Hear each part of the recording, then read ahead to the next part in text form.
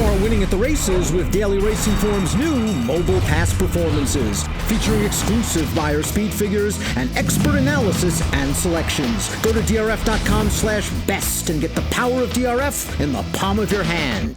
Dan Illman, Mike Beer, race number 11 at Belmont Park on the 4th of July is the Grade 2 Suburban. Let's take a look at this field. They're going 1.25 miles over Big Sandy. 9-5 on the morning line for the star-crossed number 1 Tacitus. Grade 2 winner of the Wood Memorial, Grade 2 winner of the Tampa Bay Derby, trips in the Kentucky Derby, maybe against the bias coupled with trips in several other races. But there are some folks that look at this horse's overall form, Mike, and say he's been a little bit of a disappointment. Yeah, sure. I mean, certainly there are excuses to be had for this horse. And I think for the most part, they're valid excuses, but that doesn't mean that you don't get tired of horses like this. I mean, it feels like every race he comes out of, something goes wrong or he has some kind of excuse not to win. And after a while, you just sort of have to give up on horses like this. 1.25 miles, you get the feeling, is probably what he wants, however. And with the blinkers on, he's going to be probably sitting in a good position. Let's take a look at the Timeform US pace projector. We know Mr. Buff is fast out of the gate. Moretti has some speed, but does not need the lead to win. I think Tacitus is going to be sitting behind those horses. Belmont experimented with the blinkers last year with this horse, and it was interesting to note that he put forth his two best buyer speed figures with blinkers, the 101 in the Travers, the 100 in the Jockey Club. But he was also very eager in those races and pulling hard early. And I wonder if maybe that sapped his stretch kick, which is why Bill took the blinkers off for the Saudi Cup and the Oaklawn Handicap. Those two races were okay. I like him better with blinkers. I like him more into the race early. Yeah, I mean, I guess I won't. I guess I don't really have a position on that either way. I think he's run fine with them and without him. I know that his Jockey Club was one of his faster races last year, but I don't know about you. I didn't think he ran that well in that race. We'll see what happens. You know, if nothing else, this is huge class relief for this horse. The 1.25 miles is fine for him. And to me, he's just way the horse to beat in the end. The 2 is Parsimony, and Parsimony won at 1.25 miles in Dubai. It was one of Doug O'Neill's strings at Maidan this year. He came back in the Hollywood Gold Cup. He pressed a fast pace against a tough field of horses, Improbable and Higher Power, and he just couldn't step with them. You've always been a big fan of this horse, but I think you'll readily admit that right now he's more of a Grade 3 type than maybe a true Grade 2, Grade 1-ish. Yeah, true. I do like this horse. I do not like him in this race. Now, I like Forewarned. He's a really cool horse for Uriah St. Louis. He doesn't win very often. He often shows up at giant prices and sometimes outruns his odds, as he did last time out when the Westchester went third behind Met Milebound, Code of Honor, and Endorsed. That being said, I think maybe he's a fringe Grade 3 type. He's not Grade 2 or Grade 1-ish. He may need a big pace in here to pick up some pieces. Yeah, we'll see if this race sets up the right way for him. If nothing else, I could see using him underneath somewhere.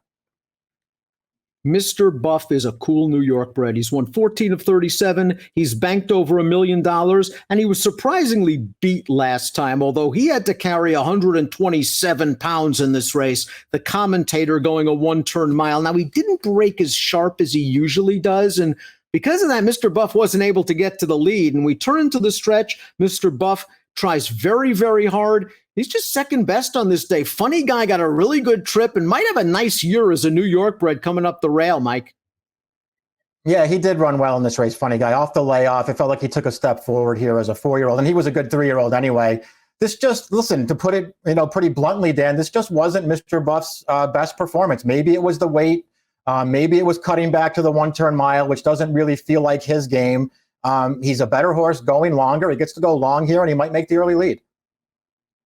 He should make the early lead, right? I mean, Moretti has speed, but Moretti's kind of got that 1.5 miles, 1 3/8 kind of speed. Mr. Buff's got that middle distance speed. He's got a break, but if he does, I can't imagine them trying to rake behind Moretti. He's going to have to make the lead. What do you feel about him going 1.25 miles? We know he loves 1 1/8 miles. Yeah, I mean, I actually like him going longer as opposed to shorter like they did last time. My biggest concern with Mr. Buff is, and as good as he is, and he's a really, really good New York bred, every time they try him in open company stakes races against good horses, he's not even close. Jovia's big moment came when he was third in the Belmont Stakes last year, but boy, did he get a great ride and situation under Jose Lezcano. He broke from the inside. They made the lead on the gold rail, and he was able to hold on for third. He came back off a long layoff with what I thought was a fairly promising sprint race, Mike, and since then it's been disastrous. I'm surprised he's in here. Maybe he can push the pace a little bit, but boy, he's got to find his good form in a hurry.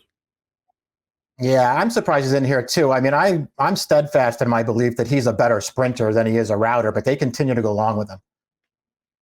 Here's one of the big names in the race, the 6, Sir Winston, winner of the Belmont Stakes last year, and then he missed the remainder of the campaign. They prepped him on turf. He won a nice optional claimer going a mile, and then last time out, he just got wired by Moretti over sloppy going. I thought that flat out was a useful performance because he went after Moretti on the turn, and then he was pretty game to finish second over a sharp horse and Expert. I think he can build off of that race, Mike. I wonder if he actually wants even a little more ground. Yeah, I mean, I'm with you. I sort of felt like he ran okay last time. Maybe it was just a situation on a wet track with Moretti, just bowling along on the lead that Sir Winston didn't really have his best chance. When they came to the stretch, though, he took a look at Moretti, and he was really no match for that horse. So we'll see if he can take a step forward in here. I won't be surprised if he does. Ever since Michael Matz put the blinkers on the 7 Just Whistle, this horse's fortunes have changed. And I think it's coincided with him getting a chance to stretch back out to 9 furlongs at the very least. Let's watch the Sunday Silence on May the 17th over a wet track at Gulfstream Park. And Spinoff was an overbet 3-5 favorite in this race, to be sure. Just Whistle on the far outside is going to grind him down. And that's his running style. He is kind of a grinder. He doesn't have really a big burst of speed, but he'll kind of just keep plugging away, and sometimes it's good enough to get up. Yeah, true enough. I mean, we'll see what happens. I'm not, opposed to them stretching him all the way out for this span. He's bred for it, and it feels like he has that kind of running style that he'll get this distance. I just think he's in a pretty tough spot. I think the 4 favorites in here, certainly 3 of the 4 favorites anyway, in my opinion, I think they're all really good. And Just Whistle, to me, has never run a race yet anyway that's going to beat those horses. It looks like Moretti is finally living up to his immense pedigree and potential. Beautiful bred, $900,000 yearling. Took him a while to get going, but he won from off the pace going a mile and a 16th 2-back. And last time out in the flat out, the race we're going to see right now, they just let him roll over that sloppy track. And he went pretty fast over this track. That's Sir Winston, who made a run at him on the outside. He's been turned away, and Moretti just keeps on going. He is a horse that always, I think, hinted that he wanted to go longer distances. And I think if he's sitting just off Mr. Buff, he's going to be in a great position, perhaps, to take this thing over at the quarter pole. Yeah, I agree with all that stuff. We'll see what happens. He's, facing certainly a much tougher rival here in Tacitus than he even did last time in Sir Winston. So the waters get deeper for Moretti here, but I'm with you. He's looked like a horse who wanted distance right from day one. It feels like he's finally starting to put things together, and he was legitimately good last time.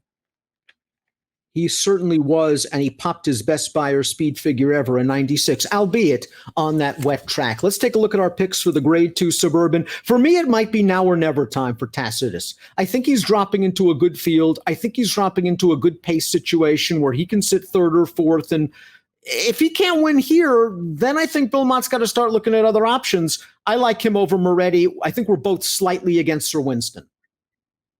Yeah, that is true. And I'm not that much against Tacitus in here. I do think he's the horse to beat. I just want to give Moretti one more because I've always felt like he had this kind of potential, and I think he's really starting to put it together now. He'll get the jump on Tacitus, likely turning into the stretch. Mike's going 8-1-6-7. I'm going 1-8-4-7 in the Grade 2 Suburban. Race 11 at Belmont on the 4th of July has an approximate post of 6:51 Eastern. Good luck.